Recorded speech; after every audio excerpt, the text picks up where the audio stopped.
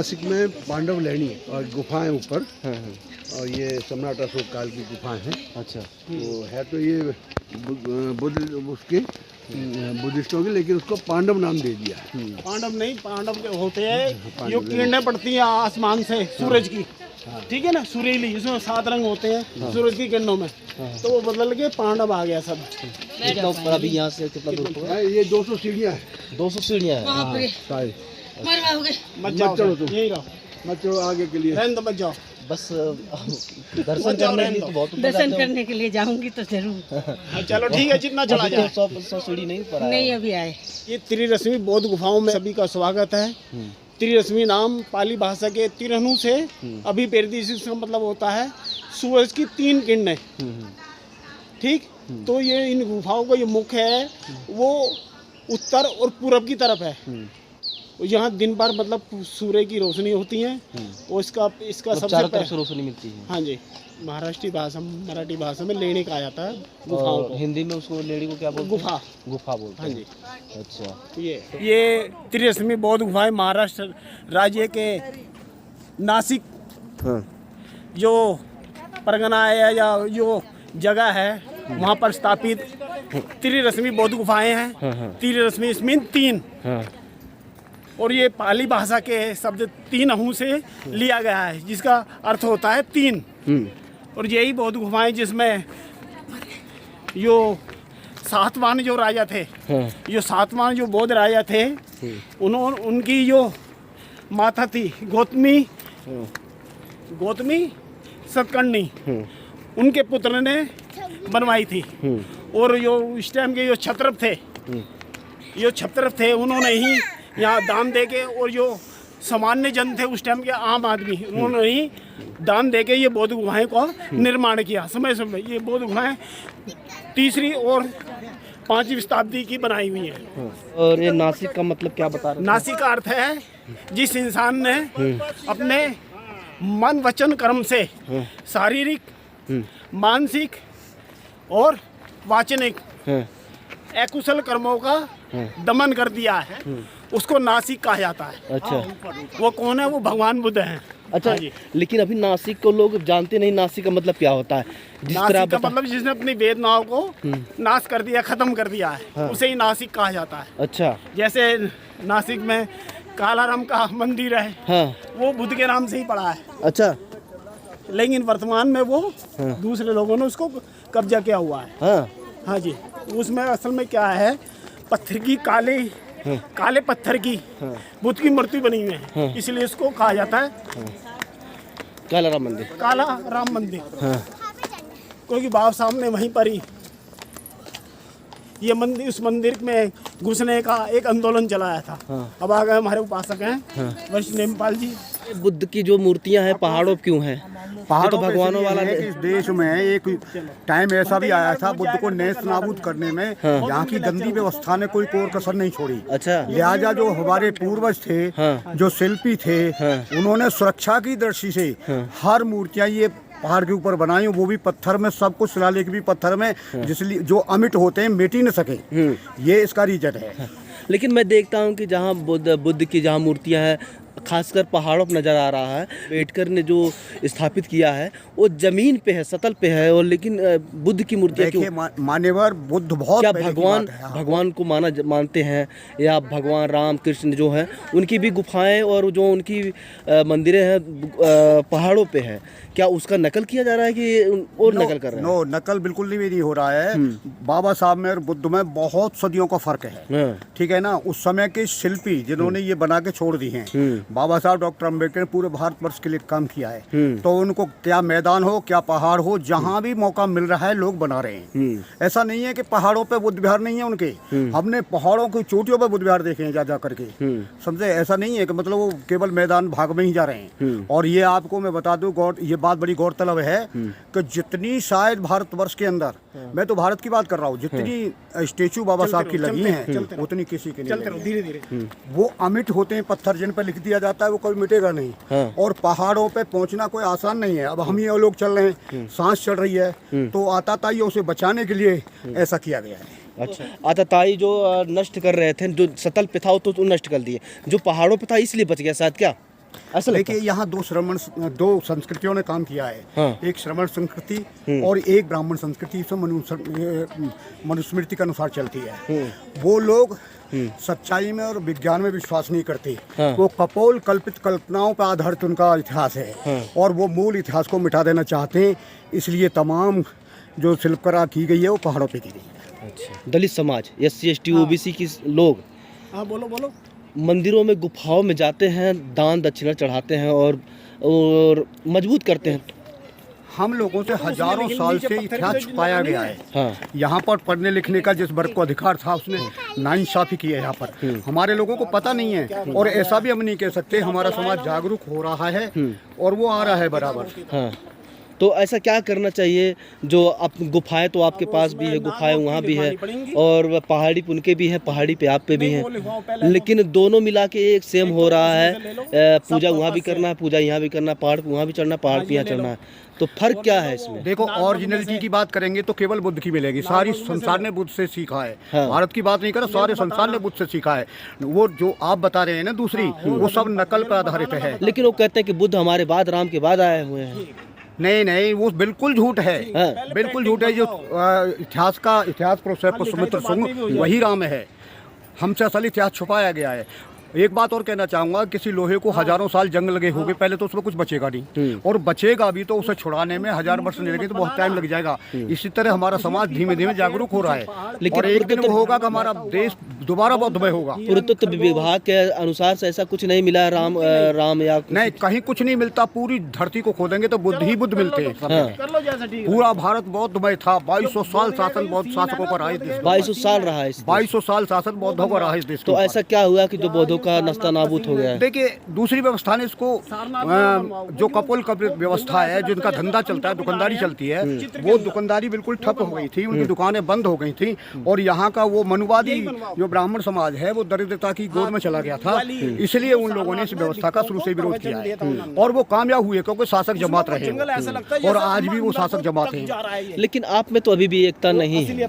हाँ। आप कल भी एक बट गए थे। देखिए, आशा और निराशा पथ में दोनों साथ चला करती हैं। मैं बार बार यही कह रहा हूँ कि शुरुआत हो चुकी है, परिवर्तन होगा, ये प्रकृति का नियम है, अवश्य होगा। इनकलाब आएगा, घबराने की बात नहीं। और सदा एक से दिन नहीं रहते, सदा एक सी रात नहीं। रामायण में के देखा जाए विभीषण के नाम से मनों के साथ हुए थे, और अंत में यही लोगों का सर्वनाश हो गया, लंका ढह गई अपने लोगों की वजह से।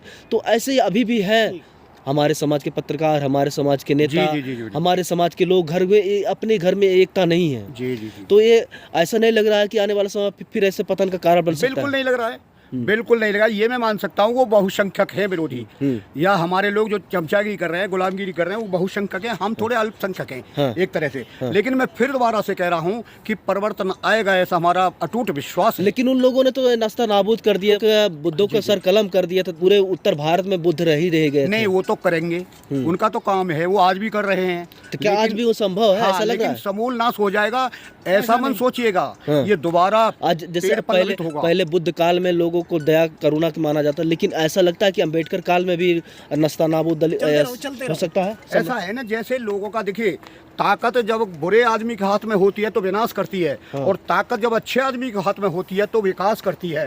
ये भारत सोने की चिड़िया कहलाया, ये भारत विश्वगुरु कहलाया, केवल और केवल बुद्ध और मौर्य शासकों के जमाने में। लेकिन आज तो इन्होंने सोने की बात छोड़िए, लोहे की चिड़िया नहीं छोड़ा है। और ये अगर ऐसा ही रही व्यवस्था तो पता नहीं ये कहाँ तक पहुँचा देंगे इस देश के लिए। हमारा ये मानना है। फिर हम पुनः विश्वास यही करते हैं कि एक दिन परिवर्तन आएगा और भारत दोबारा से बौद्धमय होगा। समाज जाग रहा है, समझ रहा है, और इसका उदाहरण आप देख लीजिए। हम हजारों किलोमीटर से यहाँ और उन पूर्वजों के शिल्पियों की बनाई हुई गुफाएं देखने के लिए यहाँ आए हैं। साथियों, वीडियो अलाउड नहीं है, मैं चुपके से बना रहा हूँ। इतिहास ये देखिए कितना हजार वर्ष पुराना है। भगवान बुद्ध की इतना वर्ष पहाड़ों के बीच में है और पहाड़ों के अंदर है। आप इसको देख सकते हैं, अंधेरा है यहाँ, कोई और वीडियो अलाउड नहीं है। यहाँ पर रोक लगा गया है। आप देख, खासियत इस यहाँ कर ये है कि सब पहाड़ों पे है और पहाड़ों को तोड़कर घर बनाया गया है। बहुत भिक्षुओं ने बनाया था। जब पुष्यमित्र शुंग ने ये ऐलान किया था कि जो बौद्ध भिक्षु का सर काट के लाएगा उसे 100 सोने की मुद्राएं इनाम में दी जाएंगी, तो हमारे बौद्ध भिक्षुओं ने अपने आप को बचाने के लिए ये निर्माण किया था पहाड़ों पे जो के थे महाराज ने। तब यहाँ पर आके छिपे थे तब बच पाए थे। हाँ, छिपे थे और ये सारा विपස්සना करते थे ये वो रहते थे। ये बहुत भिक्षुओं ने बनाया है। मैं ये जानना चाहता हूँ कि यहाँ कैमरा अलाउड नहीं है, हम लोगों ने चुपके लगाया, लेकिन ऐसा अगर आपको नहीं लगता है कि अगर हम चुपके से करेंगे और एक अलाउड नहीं होगा तो ये इतिहास हमारे लोगों तक नहीं पहुँचेगा? अरे ये तो अलाउ आपको यहाँ घुसने को भी नहीं करेंगे कि आप लोग आएँ। पहले टिकट नहीं थी, अब टिकट लगने लगी है। अच्छा, टिकट कितना लगा है? 25 रुपये का टिकट। देखिए, जब पहले आए थे 4 साल पहले तो टिकट भी नहीं था। तो दोस्तों आप समझ सकते हैं कि हमारे इतिहास को दबाने की कोई ना कोई शरत। बोलते जी गुफाएं बनी हैं, सब पहाड़ का तोड़ के बनाया गया, क्या कारण है? ये जो भिक्षुगण थे मन की शांति के लिए, समाज में सुख शांति स्थापित हो, तो यहाँ पे मेडिटेशन किया करते थे, विपස්සना किया करते थे। क्योंकि जो मानव जीवन है ना वो दुखों से भरा पड़ा है। अच्छा, या देखो कदम कदम पे संसार में मूर्ख लोग भरे पड़े हैं, या नहीं? संसार के दुखों के, संसार के हाँ जी, समस्याओं से दूर रहने के लिए और शांति के लिए यहाँ पर, इसीलिए यहाँ बुद्ध लेडियों का गुफाओं का निर्माण किया। अलेक्जेंडर कनिंगम ने तो उन गुफाओं की खोज वगैरह की थी। हाँ जी, ये पूर्ण भिक्षुओं के नहाने धोने की पीने के काम में आया करता है पानी। ये प्राकृतिक पानी है, बारिश से होती थी, वो सब इसमें इकट्ठा हो जाया करता है। अच्छा, वो प्राकृतिक पानी खराब भी हो जा रहा होगा? हाँ, प्राकृतिक पानी इतनी जल्दी खराब नहीं होता। हाँ, जब इतना प्रदूषण कहाँ था? अच्छा, प्रदूषण नहीं था उस टाइम में। हाँ हाँ, अब प्रदूषण है। तो इसी पानी पीने के लिए, खाना बना, नहाने के लिए सब कुछ इसी बुद्ध लेडी के सामने ही कितनी आबादी है, ऊंची ऊंची 5, 10, 20 मंजिली बिल्डिंग बनी हुई है। हाँ, ये केवल आज़ादी के 70, 60, 70 साल में ऐसा हुआ है। इससे पहले यहाँ पर कोई आबादी? पहले जंगलात था सारा, कोई नहीं आता था यहाँ। और सारे बौद्ध भिक्षु यहाँ पर रह रहे थे? हाँ, जंगल था, उजाड़ था, ये भी सारा उजाड़ था, कांटे झाड़ियाँ उगी हुई थी, जंगली जानवर रहा करते थे। लगभग कितने वर्ष पहले की बात है ये? 12वीं शताब्दी के बाद ही शुरू हो गया था। अच्छा, ठीक है ना। 2 बातें यहाँ पर आती है, एक तो बंते जी बता रहे मेडिटेशन वाला, दूसरा सुरक्षा की दृष्टि से भी यहाँ पर मतलब बहुत भिक्षु रहा करते थे। न्याय दृष्टि से देखें तो देश चलाने वाले तुम, देश के अंदर मानवता का पाठ पढ़ाने वाले तुम, और लाखों भिक्षु वन गौतम की शरण में जाने वाले तुम, और यहाँ अंधों को राह दिखाने वाले तुम।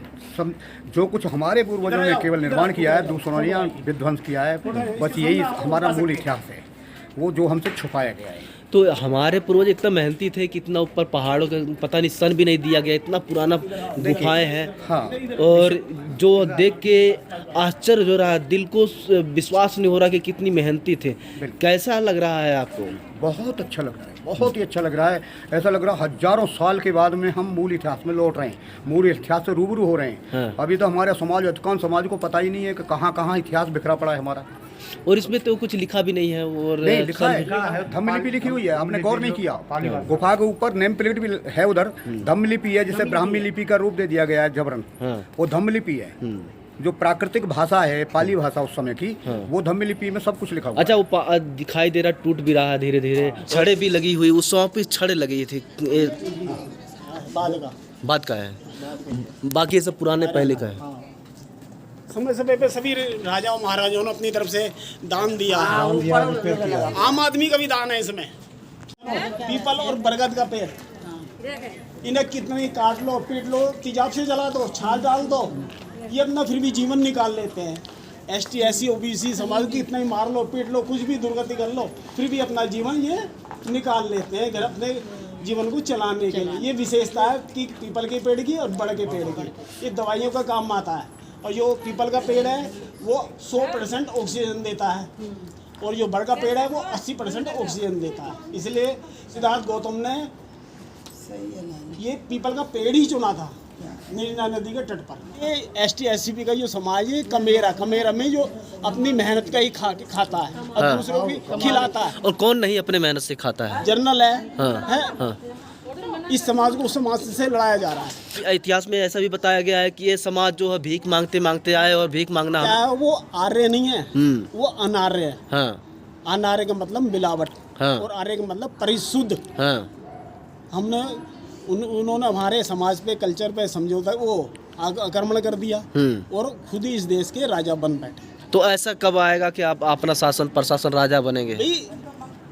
मुन्ना भाई की तरह अपने काम में लगे रहो, एक दिन तो सफल जरूर होगे। जी देखिए आकार कितना अच्छा आकार। इसी कला संस्कृति के कारण गुफा नंबर 3 में ये आप देखो कैसे पिलर बने हुए हैं, नीचे पिलर है और वो अष्टकोणीय, बीच में फिर गोल है वो, फिर इसके ऊपर फिर वो कलाकारी है, बीच में प्रतीक चिन्ह जानवरों के, हाथी है, घोड़ा है, बैल है, जो राष्ट्र पशु है। हाँ हाथी, ये देखो सामने हाथी है, शेर है, उसमें देखो उधर शेर है, राइट साइड में शेर है, उधर हाथी है, उधर वो बैल है, हाँ या नहीं देश की। और इधर साइड में देखो ये पिलर है सीधा लेफ्ट साइड में, इधर देखो ये कमल के फूल है, देखो हाँ। कमल के फूल की क्या विशेषता है? कमल के फूल की विशेषता है कि उसका जीवन गंदगी में रहता है, हाँ। लेकिन गंदगी से दूर। हाँ ये हमारे महापुरुषों की विशेषता है, मतलब वो जीवन रह रहा है कमल कीचड़ में ही खिलता है। हाँ, लेकिन गंदगी से दूर। पीपल के पेड़ के नीचे ज्ञान प्राप्त करना, ठीक है। जब उन्होंने ग्रह तय किया घोड़े के ऊपर, तो ऐसी ये कलाकारी थी। ये सांची के गेट पे वहाँ पर भी ये पहले मूर्तियाँ नहीं बनती थी, इन्हीं सिंबलों की पूजा हुआ करती थी, हाथी की, बैल की, सातिया की, नीम के पेड़ की, बरगद के पेड़ की। प्रकृति पूजक थे, प्राकृतिक लोग थे यहाँ सारे। हमारे पूर्वजों के पूर्वज इतिहास छोड़ के गए हैं।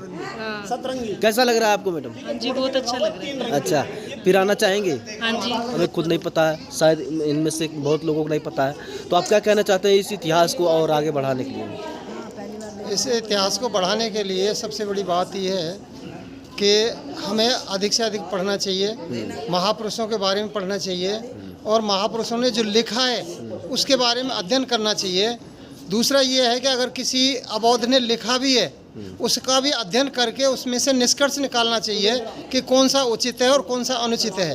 बस तर्क करो, तर्क। जैसे अभी ये इसको कहते हैं कि पांडव यहाँ गुफा में ठहरे थे, हाँ लेकिन नहीं, ये पांडुलेनी है, पांडवलेनी नहीं है, पांडुलेनी, पांडुलिपि भी है एक।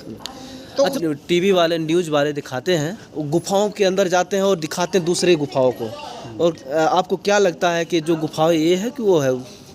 असली गुफाएं तो यही हैं। हाँ मैंने पहले ही बताया साहब कि जब पुष्पमित्र सोंग ने ये जो वो राजा बन गया था, राजा बैदर्थ को मारने के बाद, जब उसने कहा कि भाई जो एक बंदे का सर काट के लाएगा उसको 100 सोने की दिनार मुद्राएं इनाम दिया जाएगा, इनाम दिया जाएगा। हाँ। तो पूरे देश में बहुत भिक्षुओं का कत्लेआम हुआ, हाँ। लेकिन कुछ छुपते छुपाते बच गए, तो उन्होंने अपना ठिकाना इन पहाड़ों में किया, और ये बहुत भिक्षुओं का ही बनाया हुआ है। इनके टीवी पे, इनके मीडिया में जब मैं जी न्यूज़ देखता हूँ, मैं हालांकि झूठ बोलते हैं। अगर इतिहास है तो केवल सम्राट अशोक का इतिहास है और बुद्धिस्टों का इतिहास है, और हमारे जितने भी जो ऐतिहासिक जगह हैं उन पर इन लोगों ने कब्जा कर रखा है। जितना भी, चाहे पशुपतिनाथ मंदिर ले लो, चाहे कालाराम मंदिर ले लो, बालाजी, तिरुपति बालाजी, ये सारे बुद्ध विहार थे। सर 2 बार सर्वे करने के बाद फिर मैं एक बस बना के लाया हूँ उनको अपने इतिहास को दिखाने के लिए। और मेरे तो अपने जो साथी हैं, जो जागरूक लोग हैं, जो मिशन मूवमेंट में काम कर रहे हैं, उनसे कहना है कि प्रयास करें, अपने आस पड़ोस से, अपने बुद्ध विहारों से बसें लेकर आएँ, अपने इतिहास को दिखाएं। यहाँ पर पानी भी था, हर पहाड़ जो है का पानी रिश्ता था, तो पानी की पूर्ति होती थी बौद्ध भिक्षुओं को, और बौद्ध भिक्षुओं को एकांत वास मिलता था। दूसरा ये है, ज़्यादा कपड़े रखने की ज़रूरत नहीं होती थी, क्योंकि गर्मियों में यहाँ पर एसी जैसा रहता था, और सर्दियों में यहाँ पर बहुत गर्म रहते थे। भगवान शिव के जैसा लग रहा है क्या आपको? नहीं, ये जिधर देखोगे बुद्ध नजर आएंगे। सारे बुद्ध की मूर्तियाँ हैं, और भगवान बुद्ध को ही सिर्फ बनाया इन्होंने। हाँ, जहाँ देखोगे बुद्ध नजर आएंगे। इनका सारा इतिहास झूठा है, और बुद्ध का इतिहास सारा इन्होंने चुरा रखा है, सारे हमारे धर्म को चुरा रखा है। मतलब शिव को ये चुराया गया है। हाँ।